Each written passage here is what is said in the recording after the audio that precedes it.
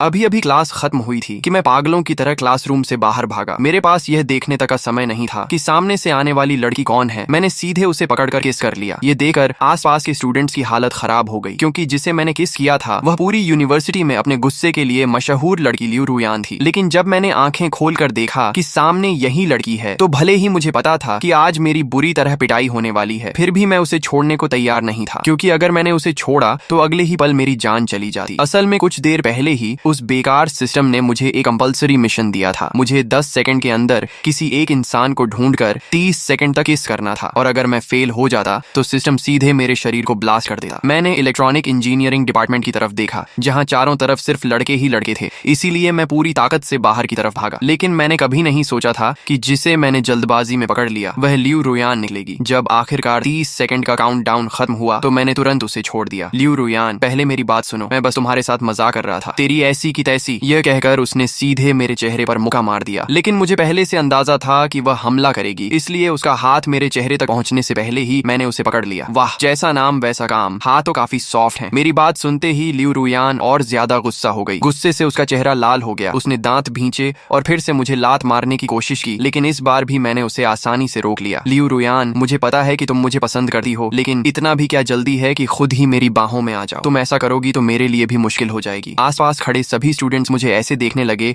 जैसे मैं पागल हो गया हूँ। इस लड़के का दिमाग खराब है क्या? इसे किस एंगल से लग रहा है कि लियू रुयान इसे पसंद करती है? वह तो साफ साफ इसकी पिटाई कर रही है। इतना भी समझ नहीं आता क्या? तभी किसी ने कहा, कुछ गड़बड़ है, जल्दी देखो। इन दोनों की पोजीशन कुछ ज्यादा ही सस्पिशियस लग रही है। लियू रुयान तो ज्यादा स्ट्रगल भी नहीं कर रही। कहीं ये दोनों सीक्रेटली रिलेशनशिप में तो नहीं है? क्या सच में इनके बीच कुछ चल रहा है? कुछ चल रहा है क्या? मतलब फांग युआन का हाथ उसकी जांघ पर रखा हुआ है। ये दोनों कपल नहीं है तो और क्या है? लियू रुयान जब आसपास के लोगों की बकवास सुन रही थी तो वह गुस्से से कांपने लगी। मेरा हाथ छोड़ो, पहले प्रॉमिस करो कि मुझे नहीं मारोगी। मैं तुम्हें छोड़ूंगी नहीं, तो फिर मैं भी तुम्हें नहीं छोड़ूंगा। मेरी बात खत्म होते ही उसकी आंखें अचानक लाल हो गईं। अगले ही पल उसकी आंखों से आंसू बहने लगे। बचपन से ही वह घर की लाडली बेटी रही थी। उसे कभी किसी ने इस तरह परेशान नहीं किया था। अरे ये रो क्यों रही है? मैं खुद घबरा गया और तुरंत उसका हाथ छोड़ दिया। लियू रुयान ने इंस्टिंक्टिवली मुझ पर हमला करने की सोची, लेकिन अगले ही पल उसे याद आ गया कि वह मुझे हरा नहीं सकती, इसलिए उसने खुद को रोक लिया। आखिर में वह सिर्फ लाल आंखों से मुझे घूरती रही और दांत पीसते हुए बोली, मैं तुम्हें जरूर खत्म कर दूंगी। यह कहकर वह आंसू पोंछते हुए टीचिंग बिल्डिंग से बाहर निकल गई। स्कूल के गेट के बाहर पहुंचते ही वह एक काली कार में बैठ गई। ड्राइवर ने देखा कि उसकी आंखें लाल हैं, तो वह चिंता से बोला, मिस क्या हुआ? क्या किसी ने आपको परेशान किया है? लियू रुयान ने होंठ भींच लिए। उसने कुछ नहीं कहा और सीधे अपना फोन निकाला। फिर उसने एक नंबर मिलाया, लेईहू को तुरंत मेरे पास भेजो, मुझे उससे कुछ काम देना है। फांग युआन, बस इंतजार करो, आज रात मैं तुम्हें शहर की नदी में फेंककर मछलियों का खाना बना दूंगी। दूसरी तरफ डॉर्मिट्री में मैं अपने बिस्तर पर लेटा हुआ था। मेरे दिमाग में अभी भी उसकी लंबी टांगों की याद घूम रही थी। उसकी टांगें सच में बेहद स्मूथ थी, बस उसका गुस्सा बहुत खतरनाक था। दिन भर लोगों को मारने की बातें करती रहती है, जरा भी क्यूट नहीं है। मैं धीरे धीरे बड़बड़ा ही रहा था कि अचानक मुझे याद आया कि सिस्टम का रिवॉर्ड अभी तक कलेक्ट नहीं किया। जैसे ही यह ख्याल आया, मैंने तुरंत अपने दिमाग के अंदर मौजूद सिस्टम को खोल लिया। वहां बैकपैक में एक कार्ड चुपचाप पड़ी हुई थी, टोंग बेई फिस्ट टेक्निक। मैंने बिना एक सेकंड गंवाए उसे लर्न पर क्लिक कर दिया। अगले ही पल एक बेहद विशाल और डरावनी इंफॉर्मेशन स्ट्रीम मेरे दिमाग और शरीर में घुस गई। यहाँ तक कि टोंग बेई फिस्ट की खासियत की वजह से मेरी हड्डियां भी असाधारण रूप से मजबूत हो गई। अरे वाह, क्या मैं सच में स्टील बोन्स वाला इंसान बन गया हूँ? अगर किसी दिन कंस्ट्रक्शन साइट पर काम करने चला गया तो शायद मैं भी एक दिन में 1000 रुपए कमाने वाला ताकतवर आदमी बन जाऊंगा। मैं अभी बिस्तर पर लेटा मजे कर ही रहा था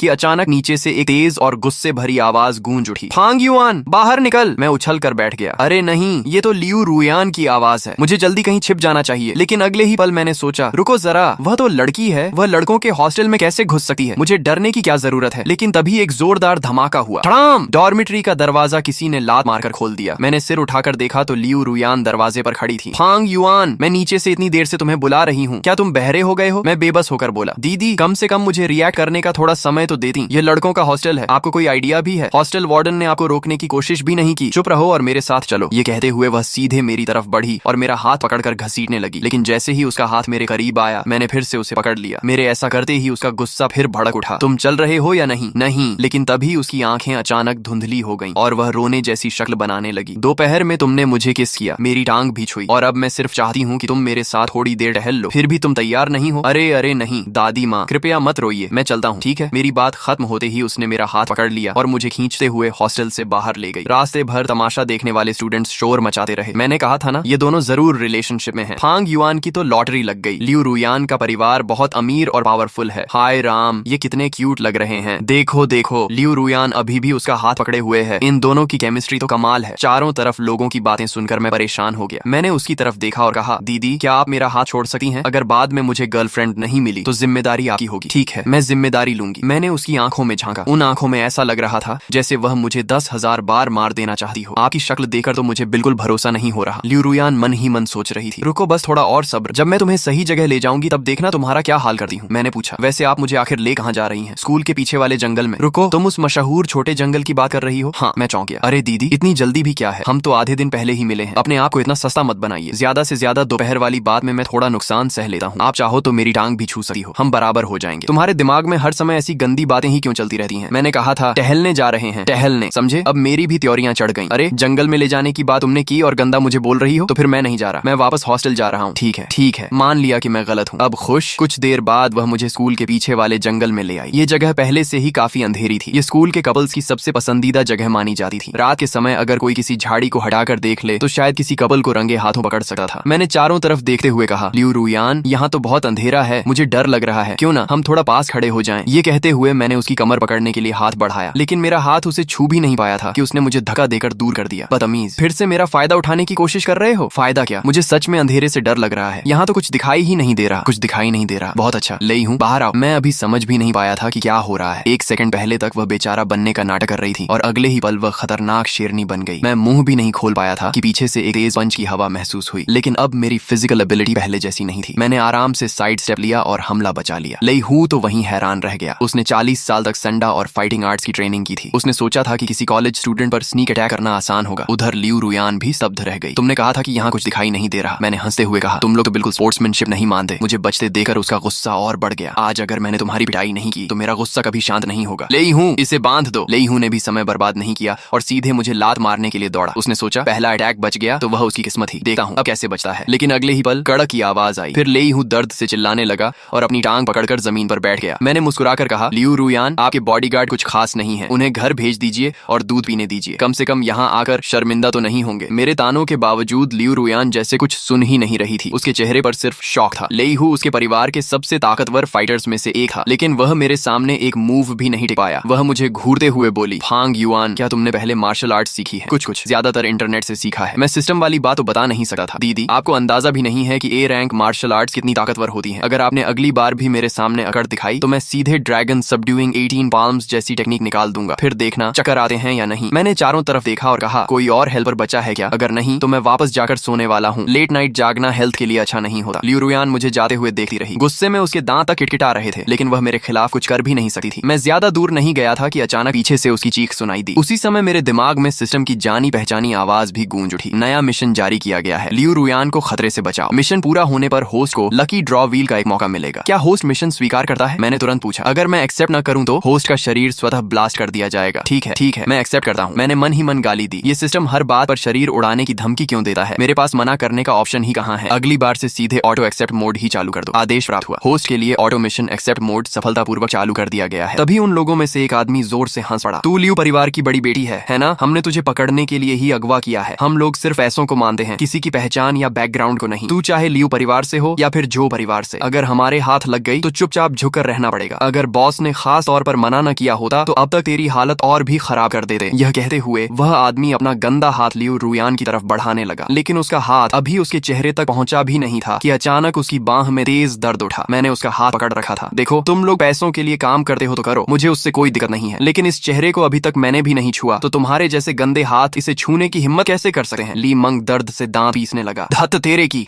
ये लड़का कहां से टपक पड़ा? फिर उसने गुस्से में चिल्लाकर कहा, लाओ सी, लाओ वो, जाओ और इस लड़के की टांगें तोड़ दो। मैंने बेबसी से आंखें घुमा ली। तुम अंडरवर्ल्ड वालों की भी एक ही बीमारी है, हर बात पर लोगों की टांगें तोड़ने दौड़ पड़ते हो। क्या तुम्हारे खानदान की पुश्तैनी कला ही यही है? मेरे पीछे खड़ी लियू रुयान ने जल्दी से धीमी आवाज में कहा, सावधान रहना, ये दोनों बहुत ताकतवर हैं। लेई हू को भी इन्होंने सिर्फ 2 मूव्स में बेहोश कर दिया था। मैं मुस्कुराया और बोला, समझ गया बेबी, अब बस खड़ी होकर मेरा शो देखो। मैंने आलस से मुस्कुराते हुए पीछे मुड़कर देखने की भी जरूरत नहीं समझी और सीधा उन दोनों की तरफ दौड़ पड़ा। लियू रुयान मेरी पीठ को देखती रह गई। कुछ पल के लिए वह सच में हैरान हो गई। क्या बात है, मैं सच में थोड़ा इमोशनल हो गई हूँ। ये क्या हो रहा है? सामने इतने खतरनाक लोग खड़े हैं, फिर भी फांग युआन को मेरी वजह से फंसने का जरा भी डर नहीं है। लेकिन उसकी यह भावना 2.5 सेकंड भी नहीं टिक पाई, क्योंकि अगले ही पल लाओ सी और लाओ, वो दोनों जमीन पर पड़े कराह रहे थे। मैंने आराम से पलटकर उसकी तरफ देखा और मुस्कुराते हुए कहा, कैसा लगा बेबी, मैं स्मार्ट लग रहा हूँ ना? लियू रुयान ने आंखें तरेड़ते हुए कहा, बकवास बंद करो और पहले मुझे खोलो। जैसा आदेश बड़ी मालकिन। मैं उसके बंधन खोलने ही लगा था कि तभी ली मंग धीरे धीरे चलते हुए मेरे सामने आ गया। मैंने सिर तक नहीं उठाया और शांत आवाज में कहा, भाई तुम्हारे बचे हुए 10-12 आदमी भी एक साथ आ जाएं तो मेरा कुछ नहीं बिगाड़ सकते। अक्लमंदी इसी में है कि अभी यहाँ से निकल जाओ, अगर नहीं गए तो थोड़ी देर बाद मैं सच में किसी को नहीं छोड़ूंगा। लेकिन ली मंग जाने की बजाय बस ठंडी हंसी हंस दिया। उसे देखकर मेरा गुस्सा भी चढ़ गया। अरे यार, मैंने इतनी शांति से समझाया फिर भी नहीं मान रहे। ली मंग ने तिरस्कार से कहा, लड़के अब देखता हूँ तू कितना अकड़ता है। उसकी बात सुनते ही मेरा चेहरा बदल गया। मैं तुरंत बोला, भाई साहब मैं तो मजाक कर रहा था, मैं अभी लियू रुयान को दोबारा बांध देता हूँ। ये कहकर मैंने लियू रुयान को फिर से बांध दिया, फिर एहतियात के तौर पर खुद को भी बांध लिया। इसके बाद मैंने मासूम चेहरे से कहा, भाई साहब अब ठीक है ना? देखिए मैं कितना समझदार इंसान हूँ। तो फिर तुम खुद ही खोल कर देख लो। मैं लगभग रोने ही वाला था। यह बेवकूफ सिस्टम सच में मेरी जिंदगी बर्बाद कर रहा था। पहले इसने मुझे सबके सामने लियू रुयान को किस करने पर मजबूर किया, अब उसी लियू रुयान को बचाने का मिशन दे दिया। अब हालत ये हो गई थी कि न मैं उसे बचा पाया और ऊपर से खुद भी फंस गया। तभी ली मंग ने अपने बॉस को फोन लगाया। बॉस काम हो गया, पैसे कब मिलेंगे? फोन के दूसरी तरफ से जवाब आया, फिक्र मत करो, जैसे ही लियू परिवार शहर के बीच वाली जमीन छोड़ देगा तुम्हें तुम्हारा पैसा मिल जाएगा। उसी समय लियू परिवार की हवेली में एक नौकर तेजी से ऊपर भागा। मुसीबत हो गई। क्या हुआ? इतना घबराए क्यों हो? मिस के पर्सनल बॉडीगार्ड सानहू का फोन आया था। उसने बताया कि बड़ी मिस का अपहरण हो गया है। क्या? ये सुनते ही पूरे कमरे का माहौल बदल गया। किसकी इतनी हिम्मत हो गई कि फेंगचेंग में लियू रुयान का अपहरण कर ले? उसी समय फोन फिर बज उठा। हेलो लियू साहब, कैसे हैं आप? जो जियांग, क्या तुमने मेरी बहन का अपहरण करवाया है? दूसरी तरफ से हंसी की आवाज आई। अरे अरे लियू साहब, आप क्या कह रहे हैं? मुझे कुछ समझ नहीं आ रहा। मैं तो सिर्फ यह बताने के लिए फोन कर रहा हूँ कि शहर के बीच वाली जमीन पर हमारे जो परिवार की नजर है, बेहतर होगा आप उसे हथियाने की कोशिश न करें, वरना कहीं मेरी तलवार गलती से आपकी तरफ न घूम जाए। अच्छी तरह सोच लीजिए, अगर अगली बार मैं फोन करूं तो शायद इतनी शांति से बात ना करूं। यह कहकर उसने फोन काट दिया। लियू लिंगचुआन का चेहरा गंभीर हो गया। चेनमो को भेजो, अगर वह मेरी बहन का पता नहीं लगा पाया तो अपना सिर लेकर मेरे सामने आए। दूसरी तरफ उस परित्यक्त फैक्ट्री में ली मंग ने मुझे कई जोरदार लातें मारी। आहिस्ता भाई साहब, अभी कार में बहुत देर बैठा था, पैर पहले से ही सुन्न है। मेरी बात सुनकर वह और भड़क गया। ये लड़का अभी भी मजाक कर रहा है। फिर उसने चिल्लाकर कहा, लाओ सी, इसे ऊपर ले जाओ और खत्म कर दो। मैं हंस पड़ा। वाह, मरने से पहले भी मैं हंस सकता हूँ। अगर ऊपर जाकर जैक्सन से मुलाकात हुई तो मेरी तरफ से एक फूल जरूर देना, मैं उसका बहुत बड़ा फैन हूँ। कुछ देर बाद फैक्ट्री की ऊपरी मंजिल पर पहुंचकर मैंने कहा, तुम मुझे ऊपर इसलिए लाए हो क्या कि मेरे साथ चांद देखने का इरादा है? लेकिन मैं उस तरह का इंसान नहीं हूँ। चुप रहो, उस आदमी ने गुस्से से कहा। तुम वही हो ना जिसे लोग लियू रुयान का बॉयफ्रेंड कह रहे हैं? कैसा बॉयफ्रेंड? हम तो बस क्लासमेट्स हैं। तुम इतने गॉसिप लवर क्यों हो? मेरी बात खत्म भी नहीं हुई थी कि ली मंग ने फिर एक लात मार दी। फिर उसने मोबाइल निकाला और वह वीडियो चलाया जिसमें मैं और लियू रुयान हॉस्टल के बाहर उलझे हुए दिखाई दे रहे थे। अब भी कहोगे कि तुम दोनों का कोई रिश्ता नहीं है? मान लो तुम दोनों बॉयफ्रेंड गर्लफ्रेंड हो। मैंने आंखें घुमाई। भाई तुम किडनैपर हो या एंटरटेनमेंट रिपोर्टर? तुम्हें मेरे और लियू रुयान के रिश्ते से इतना मतलब क्यों है? फिर मैंने अचानक नाटक करते हुए कहा, ओ अब समझा, तुम चाहते हो कि मैं और लियू रुयान रिलेशनशिप में आ जाएं, फिर हमें लाइव स्ट्रीम कराकर प्रोडक्ट बेचवाओ और खूब पैसा कमाओ। वाह क्या प्लान है। तेरे प्रोडक्ट की ऐसी की तैसी। ली मंग चिल्लाया। सीधा जवाब दे, क्या तुम उसका बॉयफ्रेंड हो या नहीं? मैंने तुरंत हाथ खड़े कर दिए। हाँ हाँ, हमारा एक बच्चा भी है, हम बॉयफ्रेंड गर्लफ्रेंड हैं। अब कृपया बंदूक नीचे कर लो, हिलना मत। अभी ली मंग ने अपने बॉस को फोन मिलाया। बॉस क्या हो गया? ये लड़का सच में लियू रुयान का बॉयफ्रेंड है। फोन के दूसरी तरफ से आवाज आई, ठीक है, इसे साफ सुथरे तरीके से खत्म कर दो, कोई सबूत नहीं बचना चाहिए। लेकिन बॉस, अगर फेंगचेंग यूनिवर्सिटी का एक स्टूडेंट गायब हो गया तो मामला बड़ा हो जाएगा। ज्यादा सवाल मत पूछो, जो कहाँ है वही करो। फोन कट गया। मैंने मन ही मन सोचा, धत्त तेरे की। ली मंग ने मेरी तरफ देखा। लड़के अब मुझे दोष मत देना, गलती तुम्हारी है कि तुम गलत लोगों से टकरा गए। मैं मुस्कुराया। तुम्हें सच में लगता है कि तुम मुझे खत्म कर दोगे? क्यों नहीं? उसने बंदूक लहराई। मैंने कहा, अच्छा है कि तुम्हारे पास सिर्फ एक बंदूक है। असल में मैं सिर्फ अंदाजा लगा रहा था कि उसके पास एक ही बंदूक होगी, लेकिन इस मूर्ख ने खुद ही बात मान ली। मेरी बात सुनकर वह गुस्से से तमतमा गया और बंदूक सीधा मेरे सिर पर तान दी। एक बंदूक तुम्हें खत्म करने के लिए काफी नहीं है क्या? लेकिन इस बार मैं बिल्कुल नहीं डरा। मैंने अपना माथा आगे बढ़ाकर बंदूक की नली को छू लिया। पहला कारण यह था कि उसके बॉस ने उसे बंदूक न चलाने की चेतावनी दी थी। दूसरा कारण यह था कि लियू रुयान जैसी अमीर लड़की के गायब होने पर उसका भाई जरूर पूरे इलाके को खंगाल रहा होगा। मैं हंसकर बोला, चलाओ गोली, फिर लियू परिवार के लोग आवाज सुनकर यहाँ पहुंच जाएंगे। मेरी बात सुनकर ली मंग सच में घबरा गया, लेकिन वह फिर भी बोला, तो क्या हुआ? तू अभी भी बंधा हुआ है, मैं लात मार मार कर भी तुझे खत्म कर सकता हूँ। उसकी बात खत्म होते ही मैंने आराम से रस्सियां खोल दी। मूर्ख, ये रस्सियां मैंने खुद बांधी थी, मैं जब चाहूं खोल सकता हूँ। अब सच में उसकी हालत खराब हो गई। उसे पता था कि मेरी ताकत उसके मुकाबले बहुत ज्यादा है। घबराकर उसने गोली चला दी, लेकिन जब तक गोली चली मैं वहां से गायब हो चुका था। अगले ही पल उसकी दर्द भरी चीख गूंज उठी। मैंने उसकी टांग तोड़ दी थी। मेरी आंखों में बदले की चमक थी। तुमने मुझे 3 लातें मारी थी, मैंने तुम्हारी टांग तोड़ दी, हिसाब बराबर। नीचे मौजूद उसके आदमी हंस रहे थे और बातें कर रहे थे। लगता है ऊपर एक और आदमी खत्म हो गया। बॉस ने सीधे गोली क्यों नहीं मार दी? अगर कोई दुश्मन आ गया तो इस सुनसान जगह पर कौन आएगा? जल्दी काम खत्म करो, कल तक पैसा लेकर निकल जाएंगे। उधर नीचे बंधी हुई लियू रुयान ये सब सुनकर सुन्न रह गई। वह सोचने लगी, उस बड़े बदतमीज की मौत पर तो मुझे खुश होना चाहिए था, फिर मेरे दिल में इतना दर्द क्यों हो रहा है। उसकी आंखें भर आईं। बदतमीज, तुमने कहा था कि मुझे बचा कर ले जाओगे, फिर खुद कैसे मर गए? अगर तुम मुझे बचाने नहीं आते तो शायद तुम्हें मरना भी नहीं पड़ता। ये सब मेरी वजह से हुआ। अचानक उसने पूरी ताकत लगा दी और ऊपर की तरफ भाग पड़ी। अरे वह लड़की भाग गई, जल्दी पकड़ो। ऊपर पहुंचते ही लियू रुयान ने देखा कि एक परछाई जमीन पर पड़े दूसरे आदमी को बुरी तरह पीट रही है। उसे लगा कि फांग युआन को मारा जा रहा है। गुस्से में वह चिल्लाई, फांग युआन को छोड़ दो, मैं तुमसे लड़ूंगी। और वह सीधे कूद कर उस आदमी पर टूट पड़ी और जोर से काट लिया। अरे दीदी, क्या आप कुत्ता हैं? ये जानी पहचानी आवाज सुनते ही लियू रुयान रुक गई। उसने देखा कि सामने फांग युआन खड़ा है। फांग युआन, मुझे लगा तुम मर गए, मैं तुम्हारा बदला लेने आई थी। अच्छा हुआ तुम जिंदा हो। मैंने दर्द से अपना हाथ देखा, मेरा हाथ तो लगभग तुमने ही खत्म कर दिया। फिर मैंने उसे गौर से देखा, ये लड़की इतनी परेशान क्यों हो रही है? कहीं इसे सच में मुझसे प्यार तो नहीं हो गया? मैं मुस्कुराया और बोला, देखो तो सही, कैसा कांटा है तुमने। इतनी बहादुर लड़की मैंने जिंदगी में नहीं देखी। लियू रुयान खुशी और राहत से रोने लगी। मैंने हाथ पर बने दांतों के निशान को देखा और हंस पड़ा। वैसे शेप तो बुरा नहीं है, दिल जैसा लग रहा है। इसी बीच नीचे के बाकी गुंडे भी ऊपर पहुंच गए। उन्होंने अपने बॉस को जमीन पर पड़ा देखा तो घबरा गए। बॉस, बॉस, आपको क्या हुआ? ली मंग दर्द से चिल्लाया, मुझे छोड़ो, पहले इस लड़के को खत्म करो। बाकी गुंडों ने जैसे ही अपने बॉस की बात सुनी, वे सब मेरी तरफ बढ़ने लगे। लेकिन तभी एक जोरदार गोली की आवाज गूंज उठी। धड़ाम! गोली चलते ही सभी गुंडे डर के मारे तुरंत सिर पकड़कर जमीन पर बैठ गए। लगता है बंदूक के सामने सच में सब बराबर हो जाते हैं। मैंने बंदूक घुमाते हुए कहा, चलो अब सब लोग गाना गाओ। पुल के नीचे से गुजरती बतखें। बेचारे गुंडे डर के मारे तुरंत गाना गाने लगे। पुल के नीचे से गुजरती बतखें, आओ गिने कितनी हैं, 2 4 6 7 8। तभी मेरी नजर एक ऐसे आदमी पर पड़ी जो सबसे जोर से गा रहा था। मैंने जाकर उसे 2 लातें मार दी। अरे तूने तो गाना ही नहीं गाया। वह रोने जैसा मुंह बनाकर बोला, भाई मैं गा रहा था, सच में गा रहा था। मैंने फिर 2 लातें जड़ दी। मैंने कहा, नहीं गाया तो नहीं गाया। फिर मैं झुककर उसके कान के पास बोला, और सुन, जब मैं ऊपर जा रहा था सबसे ज्यादा शोर मचाने वाला भी तू ही था। मुझे सब याद रहता है, मैं छोटी छोटी बातें नहीं भूलता। बेचारा आदमी लगभग रो पड़ा। उसी समय सिस्टम की आवाज फिर सुनाई दी, बधाई हो होस्ट, आपने मिशन पूरा कर लिया है। लकी व्हील ड्रॉ सफलतापूर्वक एक्टिवेट हो गया है। लकी व्हील शुरू किया जा रहा है, कृपया प्रतीक्षा करें। कुछ सेकंड बाद फिर आवाज आई, बधाई हो होस्ट, आपको यन श्वंगिंग पोजेशन कार्ड प्राप्त हुई है। मैंने तुरंत उसे लर्न कर लिया। अगले ही पल मेरे दिमाग में फिर से ज्ञान का सैलाब उमड़ पड़ा। अब मेरे हाथ में पकड़ी बंदूक मुझे अपने शरीर का हिस्सा लग रही थी। मैंने सहजता से फिर एक गोली चलाई। गोली बिल्कुल सटीक जाकर एक गुंडे के पैरों के बीच जमीन में लगी। बेचारा डर के मारे वहीं पेशाब कर बैठा। वह कांपते हुए बोला, फांग युआन, मैं गा रहा था, मैं पूरी मेहनत से गा रहा था। मैंने हंसकर कहा, घबराओ मत, मैं तो बस अपनी एम प्रैक्टिस कर रहा था। फिर मुझे कुछ याद आया, अरे हाँ, तुम्हें मून वॉक करना आता है ना? उठो और जरा डांस करके दिखाओ। लाओ। सी का चेहरा उतर गया। उसे लग रहा था कि उसने पहले जो डींगे मारी थी उसी की सजा मिल रही है। उसी समय बाहर अधूरी इमारत के पास वॉशरूम से लौटकर लियू रुयान अंदर आई। उसके चेहरे पर राहत साफ दिखाई दे रही थी। वह चलते हुए मेरे पास आकर बोली,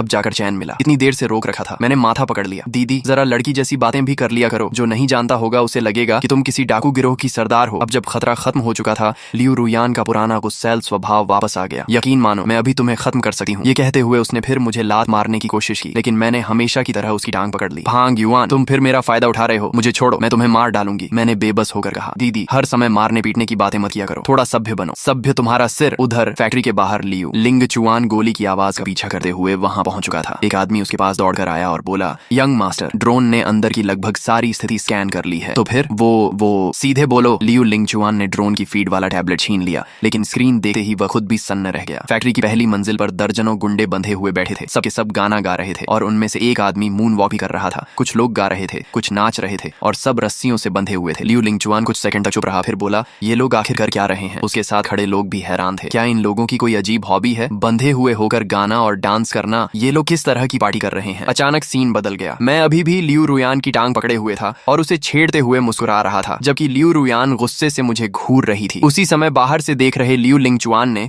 मुझे एक नजर में पहचान लिया। तो सच में यही है। उसका चेहरा गुस्से से भर गया। असल में जब उसकी बहन गायब हुई थी, तब उसने फेंगचेंग यूनिवर्सिटी के कैंपस फोरम पर वह वीडियो देखी थी, जिसमें मैं सबके सामने लियू रुयान को किस कर रहा था। उसे लगा कि मैं पहले प्यार का नाटक कर रहा था और असल में किडनैपिंग की साजिश में शामिल था। गुस्से में उसने कहा, इंफ्रारेड स्नाइपर राइफल मुझे दो। पास खड़े चेन मो ने जल्दी से कहा, यंग मास्टर, मुझे नहीं लगता कि फांग युआन मिस के अपहरण में शामिल है। बहस मत करो, बंदूक दो। इस समय लियू लिंगचुआन किसी की बात सुनने की हालत में नहीं था। उसे सिर्फ इतना दिख रहा था कि मैं उसकी बहन को परेशान कर रहा हूँ। मजबूरी में चेन मो ने उसे राइफल दे दी। उधर मैं और लियू रुयान अभी भी बहस कर रहे थे। तभी अचानक मेरे सिर पर एक लाल इंफ्रारेड डॉट दिखाई दी। मैं तुरंत सन्न रह गया। धत तेरे की, इस बार गलती हो गई। लेकिन मैं अभी सोच ही रहा था कि क्या करूं कि अचानक लियू रुयान ने मुझे जोर से धक्का देकर जमीन पर गिरा दिया और खुद मेरे ऊपर आ गई। वह स्नाइपर राइफल है, तुम भाग जाओ। मैं पीछे रुकर उन्हें रोकती हूँ। उसकी बात सुनकर मैं कुछ सेकंड के लिए चुप रह गया। अभी कुछ देर पहले तक जो लड़की मुझे मारने की धमकी दे रही थी वह अचानक मुझे काफी प्यारी लगने लगी। धत, मैं सच में इमोशनल हो रहा हूँ क्या? अगले ही पल मैंने फैसला कर लिया, नहीं मैं भागूंगा नहीं। मैंने उसकी तरफ देखकर कहा, बेबी इस बार भी बस मेरा शो देखो। फिर मैं तेजी से पलटा, धड़ाम, एक गोली चली और फैक्ट्री में घुसने वाला आदमी सीधा जमीन पर गिर पड़ा। मैंने सीना चौड़ा करके कहा, आज यान श्वंगिंग मोड एक्टिवेट है, मुझसे भिड़ना मतलब खुद मुसीबत बुलाना। लेकिन अगले ही पल बाहर से दर्जनों लोग फैक्ट्री में घुस आए। वे सब चिल्ला रहे थे, यंग मास्टर, यंग मास्टर। तब जाकर मुझे एहसास हुआ कि मामला मेरी सोच से कहीं ज्यादा गंभीर है। मैंने हैरानी से चारों तरफ देखा, अरे बाप रे, मेरी गोलियां तो इतनी भी नहीं है। तभी एक आदमी तेजी से आगे आया, मिस मैं चेन मो हूँ, अभी जो अंदर आया था वह आपके बड़े भाई थे, वह आपको बचाने आए थे। ये सुनते ही मेरे पैरों तले जमीन खिसक गई। क्या? मैंने अपने होने वाले बड़े साले को ही गोली मार दी? उधर जमीन पर पड़े लियू लिंगचुआन ने दर्द से कराहते हुए कहा, यह लड़का, इसकी एम बहुत खतरनाक है। अगर मैंने बुलेट प्रूफ वेस्ट नहीं पहनी होती तो आज सीधे ऊपर पहुंच गया होता। भैया! लियू रुयान घबराकर दौड़ी और उसे उठाने लगी। उसकी आंखों में चिंता साफ दिखाई दे रही थी। लियू लिंगचुआन ने उसे घूरा, तुम्हें याद भी है कि मैं तुम्हारा भाई हूँ? वह लड़का तुम्हें इतनी देर से परेशान कर रहा था। मैंने इंफ्रारेड डॉट इसलिए लगाई थी ताकि तुम उसे 2-4 थप्पड़ मारकर अपना गुस्सा निकाल लो, लेकिन तुमने तो उल्टा उसकी रक्षा शुरू कर दी। असल में जब वह फैक्ट्री के पास पहुंचा था तो उसने मुझे और लियू रुयान को ध्यान से देखा था। हम दोनों लगातार बहस कर रहे थे, एक दूसरे को खींच रहे थे और साफ लग रहा था कि हम मजाक कर रहे हैं। कहीं से भी किडनैपिंग जैसी बात नहीं लग रही थी। लेकिन उसे अपनी बहन को मेरे हाथों परेशान होते देख गुस्सा आ गया था। इसीलिए उसने सोचा था कि थोड़ा डराकर बहन को बदला लेने का मौका दे देगा। किसे पता था कि लियू रुयान खुद मेरे सामने ढाल बनकर खड़ी हो जाएगी। लियू लिंगचुआन ने आह भरते हुए कहा, पुरानी कहावत सही है, बेटी बड़ी हो जाए तो घर में नहीं रुकती। तुम पर बिल्कुल फिट बैठी है लियू रुयान। लियू रुयान ने जल्दी से कहा, मुझे कैसे पता चलता कि वह आप थे? मुझे लगा था कि आप किडनैपर्स के साथी हैं। और फिर आज फांग युआन मेरी वजह से 2 बार मरते मरते बचा है। मैं बस और मत समझाओ। लियू लिंगचुआन ने आंखें घुमाई और फिर मेरी तरफ देखा, लड़के ये निशानेबाजी कहाँ सीखी? मैं तुरंत मुस्कुराया, सीएफ खेल खेलकर। कुछ लोगों को शक था कि मैं कोई छिपा हुआ मार्शल आर्ट्स मास्टर हूँ जो पहाड़ों से निकल कर आया है, क्योंकि नॉवेल्स में अक्सर ऐसा ही होता है। लेकिन लियू लिंगचुआन ने पहले ही मेरी पूरी बैकग्राउंड चेक करवा ली थी। मेरी जिंदगी में ऐसा कोई मास्टर कभी था ही नहीं, इसलिए सीएफ वाली बात सुनकर वह भी चुप हो गया। फिर उसने अचानक पूछा, सुना है कि तुमने सबके सामने मेरी बहन को छेड़ा था? मैंने तुरंत सिर हिलाया, नहीं, मैं और लियू रुयान सिर्फ अच्छे क्लासमेट्स हैं, हमारे बीच कुछ नहीं है। अच्छा, अब भी मानने को तैयार नहीं? ये कहकर उसने अपना मोबाइल निकाला और एक वीडियो चला दी। मैंने स्क्रीन पर नजर डाली और लगभग बेहोश होते होते बचा। वह साफ HD वीडियो थी जिसमें मैं लियू रुयान को किस कर रहा था। मैंने सिर पकड़ लिया, हे भगवान, तुम लोगों के पास कोई काम नहीं है क्या? हर समय कपल वीडियो सेव करके रखते हो? उधर लियू रुयान का चेहरा पूरी तरह लाल हो चुका था। वह जल्दी से बोली, भैया ये बस एक गलत फहमी थी। लियू लिंगचुआन ने भौं उठाई, गलत फहमी? तो किस गलत फहमी थी? या फिर इसका तुम्हारी टांग पकड़ना गलत फहमी थी? फिर उसने अपनी बहन की तरफ देखा, तुम अभी भी इस लड़के का बचाव कर रही हो? मैं तो तुम्हारा बदला लेने की कोशिश कर रहा हूँ। लेकिन लियू रुयान उसकी बात समझ ही नहीं रही थी। वह बोली, भैया आप इस मामले में मत पड़िए, मैं अब बची नहीं हूँ। लियू लिंगचुआन ने गहरी सांस ली, तुम्हें तो इस लड़के ने पूरी तरह अपने पक्ष में कर लिया है और तुम मुझे दूर रहने को कह रही हो। फिर उसने मेरी तरफ देखा और बोला, कल रात हमारे घर डिनर पर आना। फिर उसने धीरे से जोड़ा, वैसे भी आज रात मेरी बहन को बचाने के लिए तुम्हारा धन्यवाद करना बनता है। लेकिन लियू लिंगचुआन के दिमाग में कुछ और ही चल रहा था। वह सच में चाहता था कि मैं उसके घर खाने पर आऊं। मैंने उसकी तरफ देखा, फिर लियू रुयान की तरफ देखा। उसकी आंखों में अभी भी मुझे मार डालने वाली चमक थी। मैं मन ही मन सोचने लगा, पगली तू तो मौका मिलते ही मुझे खत्म कर देगी, ऐसे में तेरे घर खाने पर जाना जान है तो जहान है। लेकिन अगले दिन मेरी सारी प्लानिंग फेल हो गई। सुबह से ही लियू रुयान ने मुझे 65 मिस्ड कॉल्स कर दी। 60वीं कॉल आते ही मैंने फोन उठा लिया, क्योंकि मुझे अच्छी तरह पता था कि अगर मैंने फोन नहीं उठाया तो पिछली बार की तरह वह सीधे हॉस्टल में घुस आएगी। हेलो दीदी, क्या तुम मुझे कॉल करके मार डालना चाहती हो? दूसरी तरफ से तुरंत आवाज आई, चुप रहो, जल्दी नीचे आओ, मैं स्कूल गेट पर काफी देर से तुम्हारा इंतजार कर रही हूँ। मैंने लंबी सांस ली, लगता है आज बचना मुश्किल है। फोन काटने के बाद लियू रुयान ने अपने भाई को भी फोन लगाया, भैया घर में खाना तैयार है ना? मैं और फांग युआन निकल रहे हैं। दूसरी तरफ से लियू लिंगचुआन बोला, रुयान कल की घटना के चक्कर में मैं ये बात भूल गया, आज मुझे जोऊ परिवार के लोगों के साथ डिनर पर जाना है, तो फिर मुझे और फांग युआन को भी साथ ले चलो ना। अगर मैं वहाँ नहीं रहूंगी तो मजा ही क्या आएगा। आज का मामला बहुत बड़ा है, तुम्हारा वहाँ जाना ठीक नहीं होगा। अगर आप ऐसा कह रहे हैं तो अब तो मैं जरूर जाऊंगी। लियू लिंगचुआन ने हार मान ली, ठीक है, लेकिन तुम दोनों वहाँ ज्यादा बातें मत करना। मीटिंग कहाँ है? छुआने लो। करीब आधे घंटे बाद मैं और लियू रुयान एक काली कार में बैठे शहर के बाहरी इलाके की तरफ जा रहे थे। घने जंगल को पार करने के बाद हम एक पुरानी लेकिन बेहद शानदार 3 मंजिला इमारत के सामने पहुंचे। जैसे ही मैं कार से उतरा मेरी आंखें चमक उठी। मैं ऐसे इधर उधर देखने लगा जैसे कोई गांव का आदमी पहली बार बड़े शहर आया हो। रुयान जल्दी देखो, वह बुगाटी है क्या? मैंने तो फेंगचेंग में कभी ऐसी कार नहीं देखी। फिर मैंने दूसरी तरफ देखा और चिल्लाया, अरे वह लोहन सॉन्ग ट्री है क्या? इतने सारे एक साथ, और उधर भी देखो। लियू रुयान ने माथा पकड़ लिया, क्या तुम 2 मिनट चुप नहीं रह सकते? चलो अंदर, भैया और बाकी लोग शायद पहले ही पहुंच चुके होंगे। इसके बाद हम दोनों उस इमारत के अंदर चले गए, लेकिन दरवाजे पर पहुंचते ही मैं चौंक गया। वहाँ एयरपोर्ट जैसी सिक्योरिटी चेकिंग मशीन लगी हुई थी। मैंने हैरानी से पूछा, ये रेस्टोरेंट है या एयरपोर्ट? इतनी सिक्योरिटी क्यों? लेकिन लियू रुयान बिल्कुल शांत थी। वह पहले भी कई बार यहाँ आ चुकी थी। उसने समझाया, छुआन यू लो के अंदर किसी को भी नाइफ, गन या किसी भी तरह का वेपन ले जाने की अनुमति नहीं है। यहाँ किसी भी तरह की वायलेंस पूरी तरह फॉरबिडन है। जो भी नियम तोड़ेगा उसे यहाँ से बाहर निकाल दिया जाएगा और हमेशा के लिए ब्लैक लिस्ट कर दिया जाएगा। फिर उसने एक पुरानी घटना सुनाई। जब हमारा लियू परिवार अभी फेंगचेंग का सबसे बड़ा परिवार नहीं बना था, तब उन्होंने एक चाल चली थी। उस समय मो परिवार सबसे ताकतवर परिवार था। हमारे परिवार ने उन्हें इतना भड़का दिया कि उन्होंने यहीं डाइनिंग टेबल पर फोर्क और नाइफ उठाकर हमला कर दिया। बस फिर क्या था, उन्होंने रूल तोड़ दिया और हमेशा के लिए ब्लैकलिस्ट हो गए। बाद में उनका प्रभाव खत्म हो गया और हमारा परिवार शहर का सबसे ताकतवर परिवार बन गया। मैं यह सुनकर दंग रह गया। सिर्फ एक रूल की वजह से इतना बड़ा परिवार खत्म हो गया था। इससे साफ था कि इस जगह के मालिक की ताकत कितनी बड़ी होगी। उसी समय सिक्योरिटी स्टाफ ने मुझे रोक लिया। सर, आपके पास एक फ्रूट नाइफ है, कृपया इसे जमा कर दीजिए। बाहर निकलते समय हम आपको वापस कर देंगे। मैंने तुरंत जेब से छोटी नाइफ निकाली। लियू रुयान ने मुझे घूरते हुए कहा, अरे बेवकूफ, खाना खाने आए हो या लड़ाई करने? मैंने मासूमियत से जवाब दिया, तुम्हारे साथ रहते हुए कौन जानता है कब फिर कोई प्रॉब्लम खड़ी हो जाए। गन तो मेरे पास है नहीं, इसलिए सेल्फ डिफेंस के लिए नाइफ रख ली थी। यह सुनकर लियू रुयान कुछ सेकंड तक मुझे देखती रही। फिर उसने धीरे से कहा, तुम सच में थोड़े से बेवकूफ हो। उसकी आवाज पहले जैसी गुस्से वाली नहीं थी, बल्कि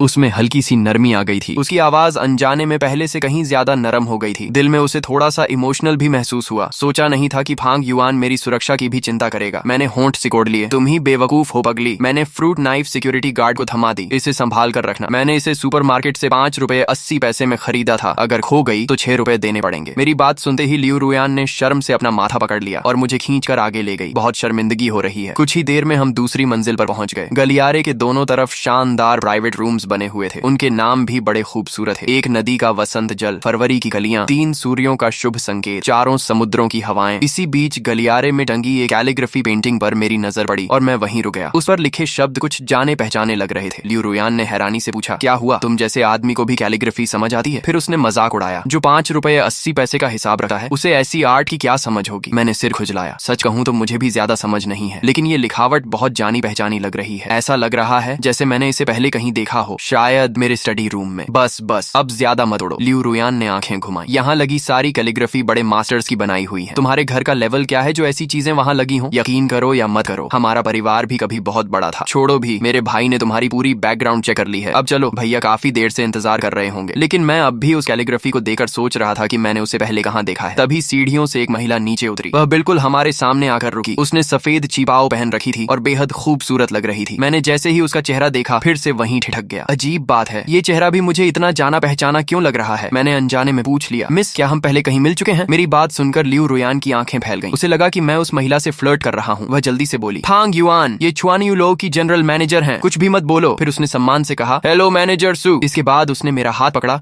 और लगभग घसीटे हुए वहां से ले गई। उसे डर था कि मैं कोई नई मुसीबत न खड़ी कर दूं। मैंने चलते चलते पूछा, इतनी जल्दी क्यों भाग रही हो? लियू रुयान ने मेरी कमर में चुटकी काटी। मैं तुम्हें बता रही हूँ, मैनेजर सू फेंगचेंग की बहुत बड़ी हस्ती है। छुआन यू लो के पीछे जो असली ताकत है, उससे उनका गहरा संबंध है। अगर तुमने उन्हें नाराज कर दिया तो बड़ी मुसीबत हो जाएगी। मैंने हंसते हुए कहा, अच्छा समझ गया। फिर मैंने उसे घूरते हुए पूछा, वैसे लियू रुयान, तुम मुझे इतना कंट्रोल क्यों करती हो? कहीं तुम मुझे पसंद तो नहीं करने लगी? ये सुनते ही उसका चेहरा लाल हो गया। कौन तुम्हें पसंद करेगा? फिर उसने दांत पीसकर कहा, जब तक मैं तुम्हारी हड्डियां नहीं तोड़ देती तब तक तुम्हें किसी दूसरी लड़की के साथ घूमने की इजाजत नहीं है। मैं हंस पड़ा। अच्छा, मुझे भी कोई खास फर्क नहीं पड़ता। उधर पीछे खड़ी मैनेजर सू वनकिंग हम दोनों को दूर जाते हुए देख रही थी। उसके होंठों पर एक रहस्यमयी मुस्कान उभर आई। फिर उसने मोबाइल निकाला और एक नंबर मिलाया। मास्टर, अभी अभी एक बहुत दिलचस्प बात हुई है। उसी समय दूसरी तरफ प्राइवेट रूम के अंदर जो जियांग के बड़े भाई जो तियानमिंग इस मामले को शांत करने के लिए फेंगचेंग के डेप्यूटी लीडर तान तियानजियान को साथ लेकर आए थे। इसी बीच मैं और लियू रुयान भी रूम के अंदर पहुंच गए। सॉरी, हम थोड़े लेट हो गए। लियू लिंगचुआन ने सबकी तरफ देखते हुए कहा, आओ मैं तुम्हारा परिचय कराता हूँ। ये फेंगचेंग के डेप्यूटी लीडर मिस्टर टान है। तुम इन्हें टान अंकल कह सकती हो। बाकी लोगों को शायद तुम पहले से जानती हो। फिर उसने मेरी तरफ इशारा किया। ये फांग युआन है, रुयान का क्लासमेट। जहाँ तक जो परिवार के दोनों भाइयों का सवाल था,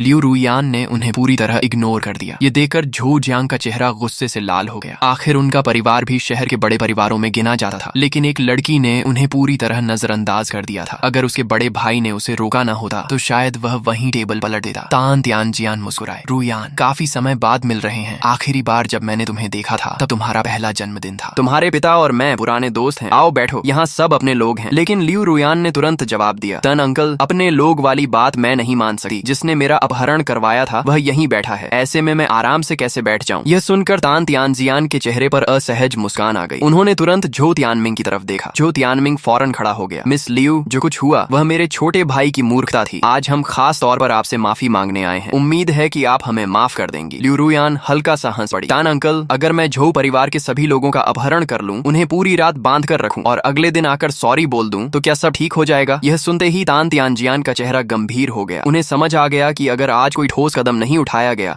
तो यह लड़की मामला छोड़ने वाली नहीं है। उन्होंने झो जियांग की तरफ देखा। जियांग, अब जबकि पीड़ित खुद यहाँ मौजूद है, तुम तुरंत मिस लियू से घुटनों के बल बैठकर माफी मांगो। झो जियांग कुछ बोलना चाहता था, लेकिन उसके बड़े भाई ने गुस्से से डांट दिया। जो कहा है वही करो, घुटनों के बल बैठो और माफी मांगो। आखिरकार झो जियांग ने अनिच्छा से सिर उठाया और लियू रुयान की तरफ देखने लगा। लेकिन एक आदमी होकर किसी औरत के सामने घुटने टेकना, यह बात झो जियांग के गले नहीं उतर रही थी। वह कुछ पल तक झिझका, फिर आखिरकार दांत भींचकर बोला, मिस लियू, मुझसे गलती हो गई थी। उस समय मुझ पर लालच हावी हो गया था, कृपया मुझे माफ कर दीजिए। इतना कहकर वह धड़ाम से लियू रुयान के सामने घुटनों के बल बैठ गया। लेकिन लियू रुयान अभी कुछ कह भी नहीं पाई थी कि मैं पूरी तरह कंफ्यूज हो गया। रुको जरा, तुम लोगों ने कहा था कि हम डिनर पर आए हैं। यहाँ तो कोई घुटने टेक रहा है, कोई माफी मांग रहा है। ये डिनर है या ड्रामा शो? लियू रुयान ने मुझे घूरा। कौन सा ड्रामा? यही आदमी कल मेरा किडनैपर था, झो परिवार का झो जियांग। मैंने तुरंत पूछा, क्या यही हराम? मेरा मतलब यही आदमी था जिसने तुम्हारा अपहरण करवाया था? हाँ, यही था। इतना सुनते ही मेरा खून खौल उठा। मैंने बिना सोचे समझे उसे लात मारने के लिए पैर उठाया। तभी लियू रुयान घबरा गई। फांग युआन, रुको! वह तुरंत दौड़कर आई और मुझे कसकर पकड़ लिया। मत मारो, यहाँ लड़ाई हुई तो बहुत बड़ी मुसीबत हो जाएगी। मैंने किसी तरह खुद को रोका, क्योंकि रास्ते में आते समय लियू रुयान मुझे छुआनेयू के रूल्स के बारे में बता चुकी थी।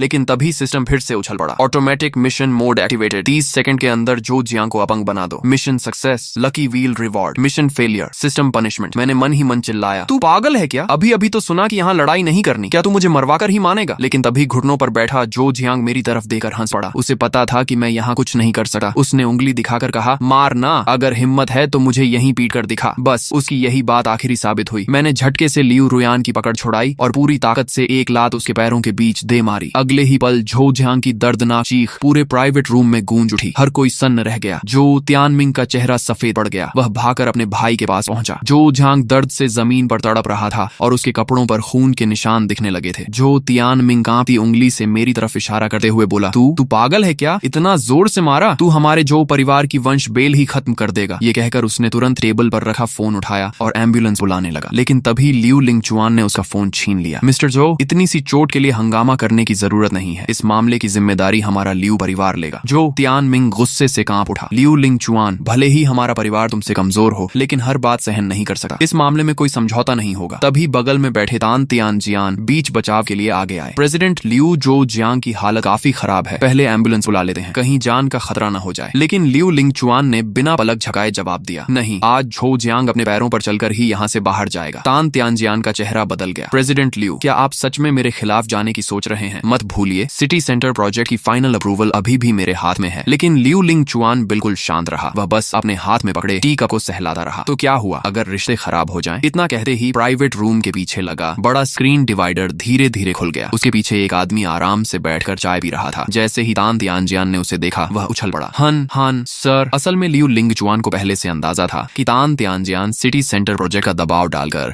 झो परिवार को बचाने की कोशिश करेगा। इसलिए उसने पहले ही एक बैकअप प्लान तैयार कर लिया था और फेंगचेंग के सर्वोच्च लीडर हान जिंगशान को यहाँ बुला लिया था। हान जिंगशान धीरे धीरे उठकर बाहर आए। असल में लिंगचुआन ने मुझे सिर्फ डिनर के लिए बुलाया था, लेकिन यहाँ बैठकर मैंने कुछ ऐसी बातें सुन ली जो शायद नहीं सुननी चाहिए थी। फिर उन्होंने तान तियानजियान की तरफ देखा। क्या मैं गलत कह रहा हूँ? तान तियानजियान के माथे पर पसीना आ गया। हान सर, आप मजाक कर रहे हैं। हम लोग हमेशा निष्पक्षता और न्याय की बात करते हैं। हान जिंगशान की आंखें ठंडी हो गईं। निष्पक्षता? क्या किसी प्रोजेक्ट को लेकर दूसरों को धमकाना तुम्हारे हिसाब से निष्पक्षता है? उन्होंने आगे कहा, लियू ग्रुप ने इस प्रोजेक्ट के लिए बहुत मेहनत की है, सबने देखा है। नियम और योग्यता दोनों के हिसाब से प्रोजेक्ट उन्हीं का बनता है। तान तियानजियान के पास कोई जवाब नहीं था। वह सिर्फ सिर झुकाकर खड़ा रहा। असल में उसे भी पता था कि प्रोजेक्ट लियू परिवार का ही हक था, लेकिन कुछ पुराने मामलों की वजह से वेई परिवार ने उसके खिलाफ सबूत पकड़ रखे थे। इसलिए वह मजबूरी में झो परिवार का साथ दे रहा था। उसे यह नहीं पता था कि झो परिवार अब वेई परिवार के लिए सिर्फ एक इस्तेमाल किया हुआ मोहरा बन चुका था। लियू रुयान के किडनैपिंग प्लान के फेल होने के बाद वेई परिवार उन्हें पहले ही छोड़ चुका था। तभी हान जिंगशान ने गंभीर आवाज में कहा, तियानजियान, आज मैं तुमसे बहुत निराश हूँ। अगली मीटिंग में तुम पूरे डिपार्टमेंट के सामने सेल्फ क्रिटिसिज्म करोगे